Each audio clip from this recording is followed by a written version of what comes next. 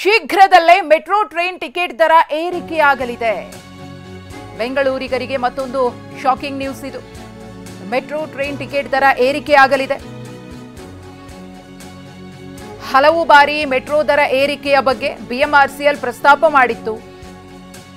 ಆದರೆ ಹಲವು ವರ್ಷಗಳಿಂದ ದರ ಏರಿಕೆಯನ್ನ ಮಾಡಿರಲಿಲ್ಲ. ಪ್ರಸ್ತಾಪ ಇತ್ತು ನಮ್ಮ ಮುಂದೆ.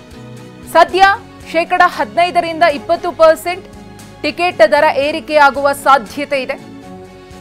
ಟಿಕೆಟ್ ದರ ಏರಿಕೆಗೆ ಕಮಿಟಿಯನ್ನ ನಮ್ಮ ಮೆಟ್ರೋ ರಚನೆ ಮಾಡಿದೆ.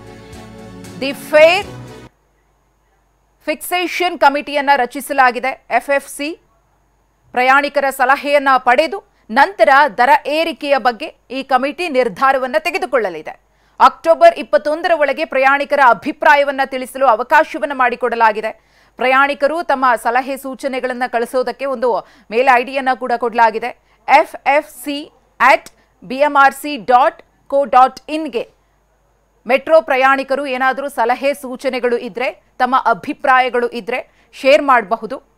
ಮೆಟ್ರೋ ಪ್ರಯಾಣಿಕರಿಂದ ಸಿಗುವಂತಹ ಅಭಿಪ್ರಾಯಗಳನ್ನು ಆಧರಿಸಿಯೇ ಎಷ್ಟು ಪ್ರಮಾಣದಲ್ಲಿ ಮೆಟ್ರೋ ಟಿಕೆಟ್ ದರವನ್ನ ಏರಿಕೆ ಮಾಡಬೇಕು ಅನ್ನೋದರ ಕುರಿತು ಬಿಎಂಆರ್ಸಿಎಲ್ ನಿರ್ಧಾರವನ್ನ ತೆಗೆದುಕೊಳ್ಳಲಿದೆ.